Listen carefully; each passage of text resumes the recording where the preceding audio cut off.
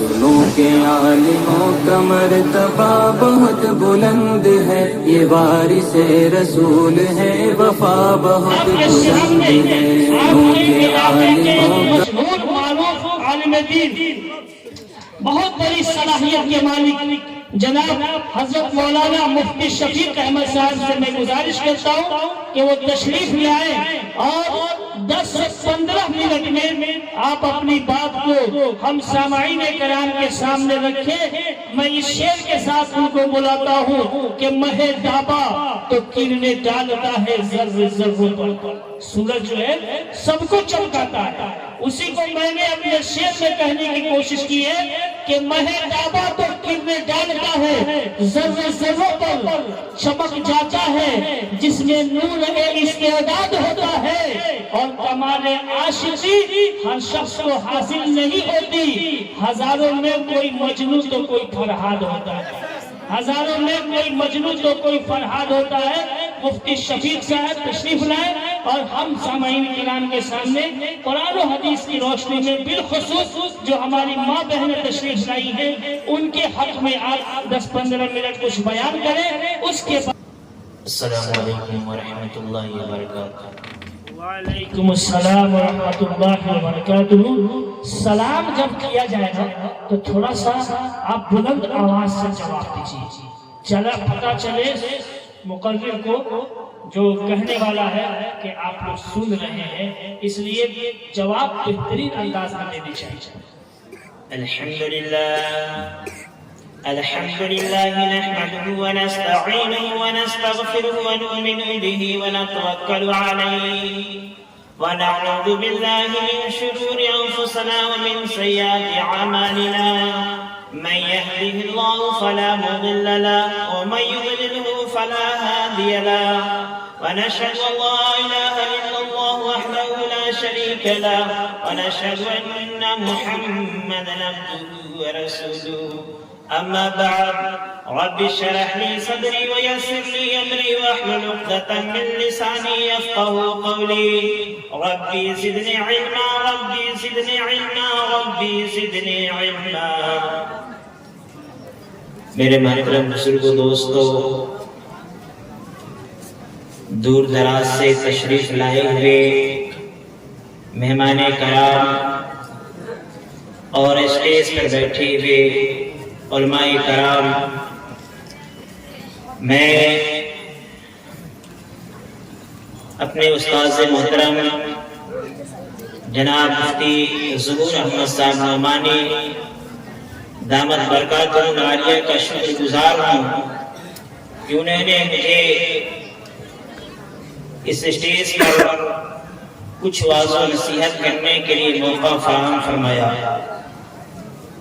میں دعا گو ہوں کہ اللہ تعالیٰ ان کی عمر کے اندر برکت عطا فرمائے، آمین۔ میرے محترم بزرگوں، دوستو، اللہ تعالیٰ نے اس دنیا کو بنایا، اس جہاں کو بنایا، اس ورلڈ کو بنایا، میرے محترم بزرگوں، دوستو، اور اس زمین کے اوپر اور آج پوری دنیا کے اندر انسان نظر آ رہے ہیں۔ ہم تمام انسانوں کے ماں باپ جو ہیں وہ ایک ہیں، ایک ہی ماں باپ سے ہم سب پیدا ہوئے ہیں، چاہے وہ کسی بھی دھرم اور مذہب کا ماننے والا ہو، لیکن ہم سب کے ماں باپ جو ہے وہ ایک ہیں۔ اور اس دنیا کے اندر جو ہمیں رونق نظر آ رہا ہے، جو ہمیں روشنی دکھائی دے رہی ہے، اور آج جو دنیا گلے گلزار ہے، تو اس دنیا کو روشن بنانے میں، اس دنیا کو گلے گلزار بنانے میں، اس دنیا کو سرسبز و شاداب بنانے میں جہاں ایک مرد کا دخل ہے، ایک مرد کا ہاتھ ہے، ایک آدمی کا ہاتھ ہے، وہیں اس دنیا کو گلے گلزار بنانے میں ایک عورت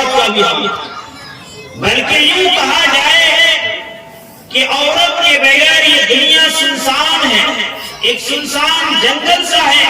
اگر عورتوں کا وجود اس دنیا کے اندر نہ ہوتا، اگر عورتیں نہ ہوتی تو اس دنیا کے اندر گلے گلزار نظر نہیں آتا، اس دنیا کے اندر سرسبز و شادابی نظر نہیں آتی، یہ دنیا ایک دم جنگل سا معلوم ہوتا. اللہ تعالیٰ نے حضرت آدم علیہ السلام کو پیدا کیا اور اللہ نے حضرت آدم کو جنت کے اندر رکھا اور جنت کے اندر ساری نعمتیں حضرت آدم علیہ السلام کو مل رہی ہے، لیکن کہیں نہ کہیں کسی نہ کسی گوشے کے اندر وہ ایک جائیت محسوس کر رہے تھے، تنہائیت محسوس کر رہے تھے، اپنے آپ کے اندر تنہا محسوس کر رہے تھے اور کسی چیز کی کمی ان کو خل رہی تھی، کسی چیز کی کمی محسوس کر رہے تھے اور وہ کمی تھی ایک عورت. ایک کمی تھی عورت کی. سب کچھ ہے، سب نعمتیں ہیں جنت کے اندر، ہر چیز موجود ہے، لیکن ایک عورت کی کمی اس جنت کے اندر حضرت آدم علیہ السلام کو محسوس ہو رہی تھی. جو آدم ہمارے باپ ہیں، جو آدم ہمارے باپ ہیں، اللہ تعالیٰ نے اس کمی کو دور کیا اور ان کے بائیں پسلی سے حضرت حوا رضی اللہ تعالیٰ عنہا ایک عورت کو پیدا کیا. اور پھر حضرت آدم علیہ السلام اور حضرت حوا رضی اللہ تعالیٰ عنہا کے جنت کے اندر خوشی و خوشی رہنے لگے اور حضرت آدم علیہ السلام جو تنہائیت محسوس کر رہے تھے وہ تنہائیت ختم ہو گئی. تو آپ نے دیکھا کہ جنت کے اندر ہر چیز موجود ہے، لیکن کمی کی ایک عورت. آج انسان دنیا کے اندر ترقی کر رہا ہے، دنیا کے اندر آگے بڑھ رہا ہے، تو اس کے پیچھے کسی نہ کسی عورت کا ہاتھ ہوتا ہے. آج دنیا کے اندر کوئی بھی آدمی ترقی کی منزل کو طے کر رہا ہے تو اس کے پیچھے ایک عورت کا ہاتھ ہوتا ہے، تب جا کر کے آگے بڑھتا ہے. میرے محترم بزرگوں دوستو، اسلام کے آنے سے پہلے، حضرت محمد مصطفیٰ صلی اللہ علیہ وسلم کے آنے سے پہلے عورتوں کو ایک ذلیل اور رسوا چیز سمجھی جاتی ہے. کوئی وقار نہیں تھی عورتوں کی، کوئی عزت نہیں تھی، ایک گھٹیا انسان اس کو تصور کیا جاتا تھا، سمجھا جاتا تھا. لیکن آپ صلی اللہ علیہ وسلم کے آنے کے بعد عورتوں کو مقام اور مقام ملا جو پوچھنا نہیں ہے. اسلام نے عورتوں کو وہ عزت بخشی جس کا کوئی جواب نہیں ہے. میرے محترم بزرگوں دوستو، کہا اسلام نے کہ اگر عورت ماں ہے تو اس کے قدموں کے نیچے جنت، اگر عورت ماں ہے تو اس کے قدموں کے نیچے جنت ہے. اگر بیٹی ہے تو بیٹی تمہارے لیے رحمت ہے، بیٹی تمہارے لیے رحمت ہے. یہ اسلام نے مقام دیا. ایک مرتبہ کو واقعہ ہے کہ آپ صلی اللہ علیہ وسلم کے دربار میں ایک آدمی آیا اور کہنے لگا کہ یا رسول اللہ، میرے حسن سلوک کا سب سے زیادہ حقدار کون ہے؟ آپ صلی اللہ علیہ وسلم نے فرمایا کہ تیری ماں ہے. پھر اس آدمی نے پوچھا کہ اس کے بعد؟ پھر آپ صلی اللہ علیہ وسلم نے فرمایا کہ تیری ماں ہے. پھر اس آدمی نے کہا کہ میرے حسن سلوک کے زیادہ سب سے حقدار اس کے بعد کون ہے؟ پھر آپ صلی اللہ علیہ وسلم نے کہا کہ تیری ماں. یعنی 3 مرتبہ اللہ کے نبی صلی اللہ علیہ وسلم، محمد عربی صلی اللہ علیہ وسلم نے کہا کہ تیرے سب سے زیادہ حسن سلوک کا حقدار ہے وہ تیری ماں ہے. اللہ تعالیٰ نے اور اسلام نے عورتوں کو مقام دیا کہ اللہ کے پیارے نبی یہ فرما رہے ہیں کہ سب سے زیادہ حسن سلوک اور بہترین برتاؤ کے جو حقدار ہے وہ تیری ماں ہے. 4تھی مرتبہ میں جب اس دیہاتی نے اس آدمی نے پوچھا کہ پھر اس کے بعد میرے حسن سلوک کا سب سے زیادہ حقدار کون ہے؟ تو آپ صلی اللہ علیہ وسلم نے کہا کہ تیرا باپ. 4تھی مرتبہ، 3 مرتبہ کے بعد 4تھی مرتبہ آپ صلی اللہ علیہ وسلم نے کہا کہ تیرے حسن سلوک، بہترین برتاؤ اور اچھے برتاؤ کا حقدار 4تھے مرتبہ باپ کو قرار دیا اللہ کے نبی صلی اللہ علیہ وسلم. تو یہ اللہ تعالیٰ نے عورت کو مقام دیا. پہلے عورتوں کو زندہ جلا دیا جاتا تھا. جب کسی کے گھر کے اندر بیٹی پیدا ہوتی، جب کسی کے گھر کے اندر بیٹی پیدا ہوتی تو اس بیٹی کو زندہ زمین کے اندر دفن کر دیا جاتا.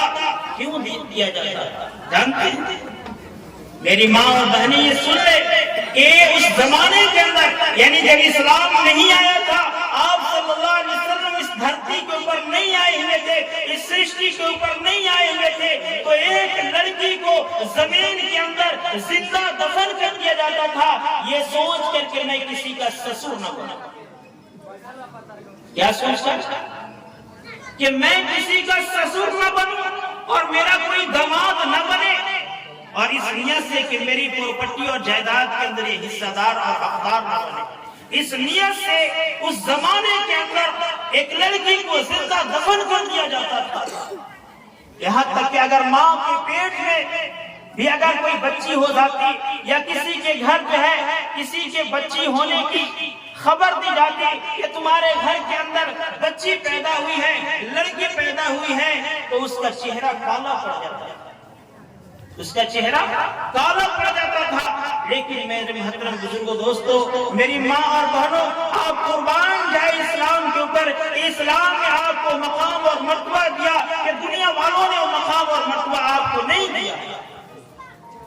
इसीलिए फरमाया अल्लाह के नबी सल्लल्लाहु अलैहि वसल्लम ने कि तुम में सबसे बेहतर इंसान वह है जो अपने अहलो अयाल के लिए, अपनी बाल बच्चों के लिए, अपनी बीवी के लिए सबसे ज्यादा बेहतर। तुम्हें सबसे बेहतर और अच्छा इंसान वह है जो अपने बीवी के हक में सबसे अच्छा हो, जो अपने बीवी के तय सबसे बेहतर हो, वो सबसे अच्छा इंसान है। कुरान ने कहा कि वआशिरुहुन्ना बिल मारूफ, कि औरतों के साथ भलाई का मामला करो, औरतों के साथ भलाई का मामला करो।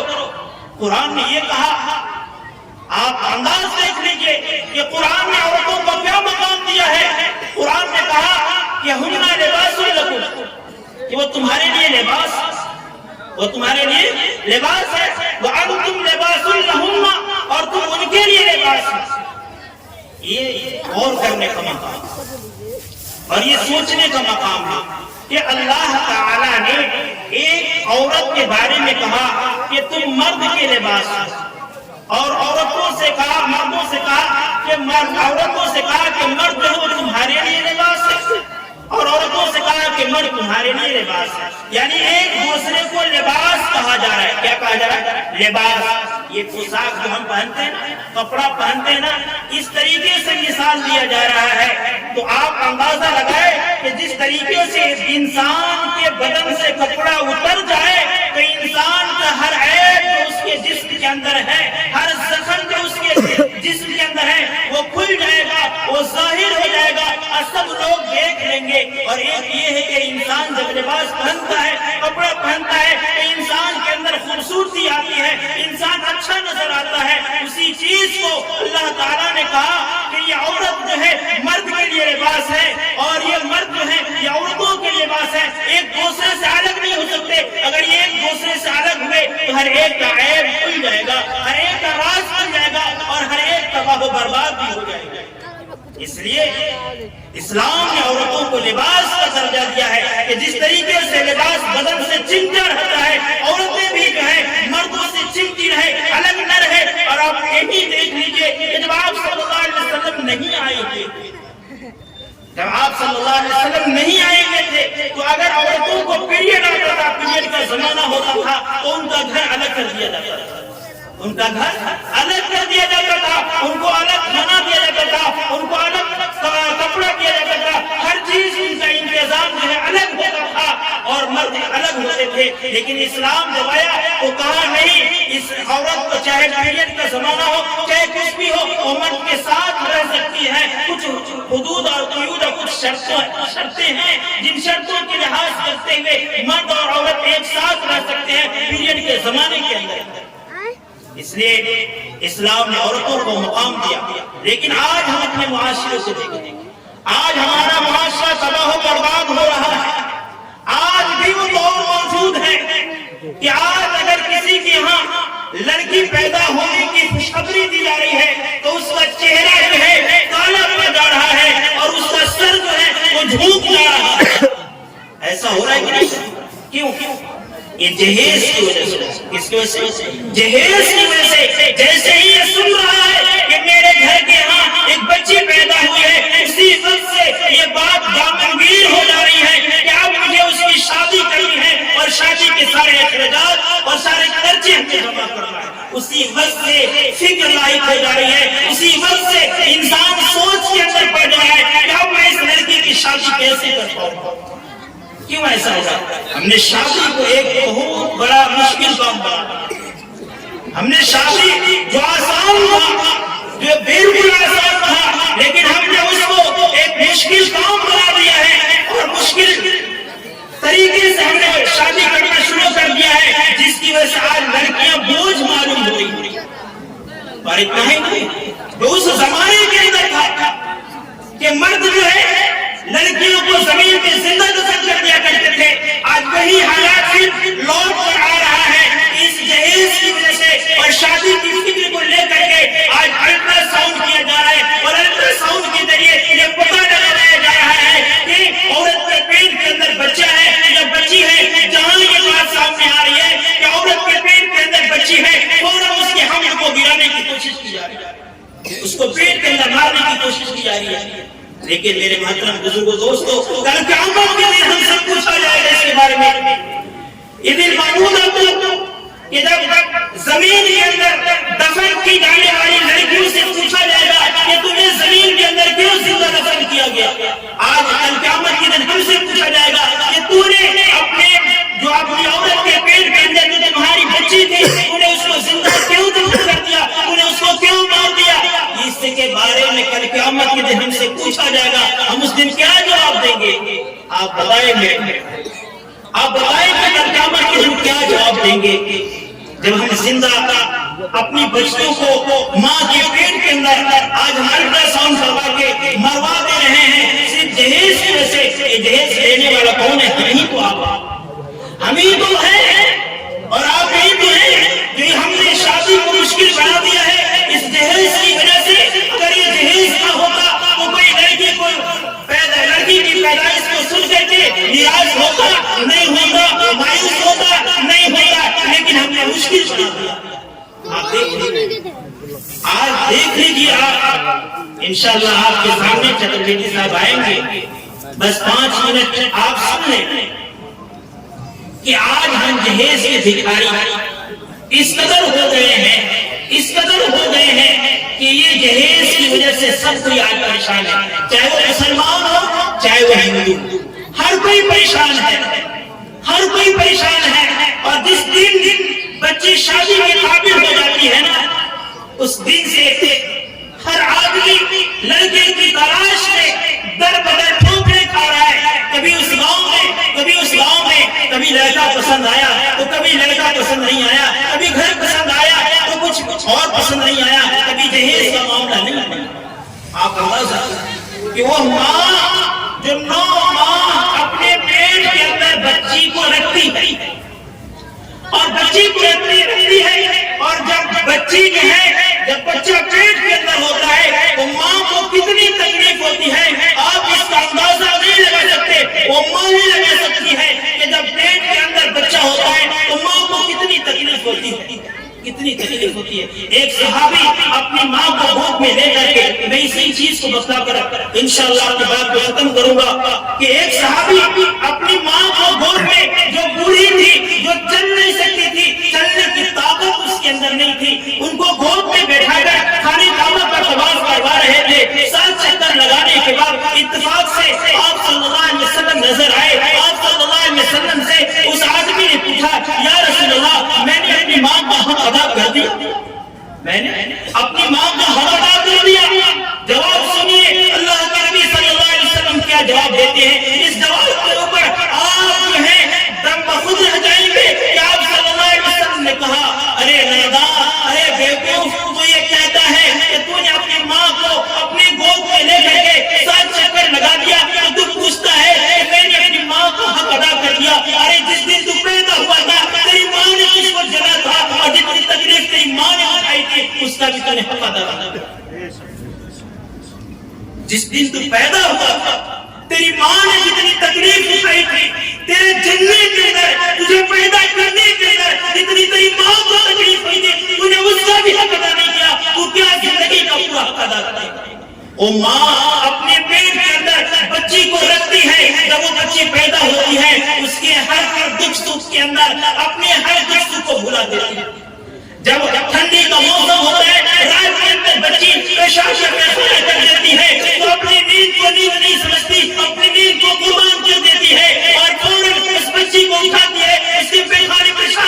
کرتی ہے اور اپنی گود کے اندر لیتی ہے، اس کو پھر کپڑا چینج کرتی ہے، کپڑا بدلتی ہے، پھر اس کو اپنے سینے سے لگا کر کے پھر سو جاتی ہے، پھر اگر اس نے پیشاب یا پیخانہ کر دیا تو کبھی اف تک نہیں کہتی وہ ماں، کبھی اف تک نہیں کہتی وہ ماں، فوراً سے اس بچی کو صفائی کا خیال کرتی ہے، اپنے ٹھنڈی کے اندر سو جاتی ہے، لیکن اپنی بچی کو کمبل اڑا کر کے سلاتی ہے، رات کے اندر جاگتی ہے، دیکھتی ہے کہ کہیں میری بچی جو ہے لحاظ سے نکل تو نہیں گئی ہے، میرے بچی جو ہے میرے بچی کو ٹھنڈی تو نہیں لگ رہی ہے، اس کا بارہا خیال کرتی۔ آپ دیکھیے کتنی تکلیف اٹھا رہی ہے اس بچی کے لیے۔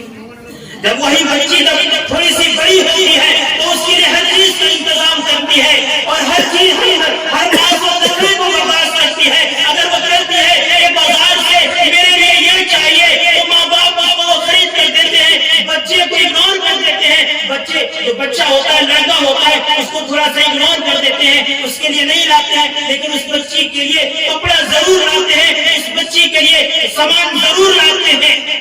لیکن میرے محترم بزرگوں دوستوں، وہ بچی جب اس قابل ہوتی ہے کہ ماں باپ کی خدمت کرے، وہ بچی جب اس لائق ہوتی ہے کہ ماں باپ کے پیر کو دبائے، جب بچی اس قابل ہوتی ہے کہ ماں باپ کے لیے کھانا بنائے، جب بچی اس قابل ہوتی ہے کہ ماں باپ کے بدن کو دبائے، ماں باپ کے کپڑوں کو دھوئے، تو اپنے کلیجے کے اوپر پتھر رکھ کر کے اپنا ماں باپ تکلیفوں کو برداشت کیا اس بیٹی کے لیے، اس کے لیے شادی کے سامان مہیا کراتے ہیں اور اپنے دل کے اوپر پتھر رکھ کر کے اور اپنے کلیجے کو باندھ کر کے اس کو دوسرے گھر بھیجا کرتے ہیں۔ اس کے لیے دوسرے گھر بھیجا کرتے ہیں، دوسرے گھر بھیجتے ہیں جب وہ اس لائق ہوتی ہے کہ وہ بیٹی ماں باپ کی خدمت کر سکے، ان کے ہر دکھ اور سکھ کے اندر کام آئے۔ تو میرے محترم بزرگوں دوستوں، ماں باپ دوسرے گھر بھیجتے ہیں۔ اب دیکھیں دوسرے گھر بھیجنے کے لیے کتنی کٹھنائیاں ان کو اٹھانی پڑ رہی ہیں، کتنی مصیبتیں جھیل رہے ہیں ماں باپ، اور کتنی پریشانیوں سے اس بیٹی کو اپنے گھر سے بھیجا کرتے ہیں۔ 5 منٹ کی اور اجازت۔ مثال کے طور پر کہ کتنے ہم بیوقوف، کتنے نادان ہیں۔ اگر آپ عقل مند ہوں گے، صحیح معنوں میں اگر آپ عقل رکھتے ہیں، دماغ رکھتے ہیں، تو آپ سمجھ جائیں گے کہ آج جہیز کے بھکاری کتنے نادان اور کتنے بیوقوف ہیں۔ یہ جہیز جو مانگنے والے ہیں یہ حقیقت میں انسان نہیں ہے، انسانی شکل میں حیوان ہو جاتا۔ آپ بتائیں کہ آپ جو ہے بائک خریدنے کے لیے بازار جاتے ہیں، ایک مثال سمجھیں، بائک خریدنے کے لیے آپ بازار جاتے ہیں، بائک کس کام کے لیے خریدتے ہیں؟ ہر کوئی جواب دیتے ہیں۔ بائک کیوں خریدتے ہیں؟ موٹر سائیکل کیوں خریدتے ہیں؟ اپنے فائدے کے لیے، اپنے استعمال کے لیے نا، کہ ہم فائدہ اٹھائیں گے اس سے، ہم اس کے اوپر سواری کریں گے، ہم دور دراز کے سفر کو طے کریں گے اس سواری کے ذریعے، تو اپنے نجی پرسنل فائدے کے لیے ہم موٹر سائیکل خریدتے ہیں۔ تو ذرا اس مجمع کے اندر کوئی ایسا انسان ہے جو شو روم کے اندر جاتا ہے اور کہتا ہے شو روم والے سے کہ آپ مجھے بائک بھی دیجئے اور بائک کا جتنا دام ہے اتنا دام دیجئے؟ کوئی ہے ایسا انسان؟ اور اگر کوئی ایسا انسان حماقت کر بیٹھے کہ شو روم کے اندر جائے اور کہیں کہ مجھے بائک دیجئے اور بائک کے ساتھ بائک کا جو 2 لاکھ روپیہ بنتا ہے وہ بھی دیجئے، تو دکاندار اور شو روم والا نکالے گا جوتا اور 4 جوتا مارے گا اور کہے گا کہ اس دکان سے نکل جائے۔ کیوں بھائی ایسا کیوں؟ اور ایسی حماقت کیوں نہیں کرے گا کوئی؟ اس لیے کہ تو اپنے فائدے کے لیے، ہم اپنے فائدے کے لیے بائک لے رہے ہیں، موٹر سائیکل لے رہے ہیں، اور پیسہ بھی اسے مانگیں گے تو جوتا نہیں مارے گا تو اور کیا مارے گا؟ ٹھیک اسی طریقے سے ہم لڑکیاں کس لیے لاتے ہیں؟ ہم بہو کس وجہ سے لاتے ہیں؟ ہم بہو کس لیے لاتے ہیں کہ میں بہو کو لاؤں گا، میں بہو کو لاؤں گا، میں اپنے بیٹے کے لیے بیوی کو لاؤں گا، تو وہ لڑکی آئے گی میرے گھر، میری خدمت کرے گی، میرے ہر سامان کو اچھے طریقے سے رکھے گی، میرے بیٹے کی خدمت کرے گی، میری اپنی ساس کی خدمت کرے گی، اپنے سسر کی خدمت کرے گی اور میرے لیے کھانا بنائے گی۔ تو ہم دوسرے کی بیٹی کو اپنے لیے، اپنے فائدے کے لیے لاتے ہیں۔ ارے بولیے نا، آپ زندہ ہیں نا؟ کس کے لیے لاتے ہیں؟ اپنے فائدے کے لیے لاتے ہیں، تو پھر اس باپ سے، اس لڑکی کے باپ کو پیسہ کیوں مانگتے ہیں؟ بتائیے کیوں مانگتے ہیں؟ بائک خریدنے کے لیے گئے، موبائل خریدنے کے لیے گئے تو پیسہ دے کر لے کر آئے، اور جب بیٹی لانے کے لیے گئے اپنی خدمت کے لیے تو بیٹی والے سے پیسے بھی نہیں کرے۔ یہ کتنی بڑی بیوقوفی ہے، کتنی بڑی نادانی ہے، اگر ہم مسلمان ہیں تو سمجھ سکتے ہیں۔ اس لیے میرے محترم بزرگوں، دوستو، وقت کم ہے، چترویدی صاحب آنے والے ہیں، آپ کو سننا ہے، بہت دور دراز سے ہمارے پاس آئے ہوئے ہیں۔ اس لیے میرے محترم بزرگوں، دوستو، آپ ان باتوں کا خیال رکھیے اور جہیز جیسی بری چیز کو اپنے سماج سے، سوسائٹی سے ختم کیجیے، اپنے علاقے سے ختم کیجیے، چاہے وہ مسلمان ہو چاہے وہ ہندو ہو، اس جہیز سے ہر کوئی پریشان ہے۔ یہ نہیں کہ ہندو میں زیادہ ہے، مسلمان میں کم ہے، مسلمان میں زیادہ ہے، ہندو میں کم ہے، سب کے ہیں، اس لعنت سے ہر کوئی پریشان ہے۔ تو ہم مل کر یہ کوشش کریں کہ اپنے سماج اور سوسائٹی سے جہیز جیسی بری چیز کو ختم کریں گے، تاکہ بیٹی کو عزت اور مقام ملے، اور بیٹی کو پیدا ہونے کے بعد کوئی اپنے آپ کو ذلیل نہ سمجھے، کوئی اپنے آپ کو رسوا نہ سمجھے، اور اپنے آپ کو سماج کے اندر بے عزت نہ سمجھے۔ اس بیٹی کے باپ کو بھی سر اٹھا کر جینے کا موقع مل جائے۔ اللہ تعالیٰ ہم سب کو سننے زیادہ کی توفیق عطا فرمائے۔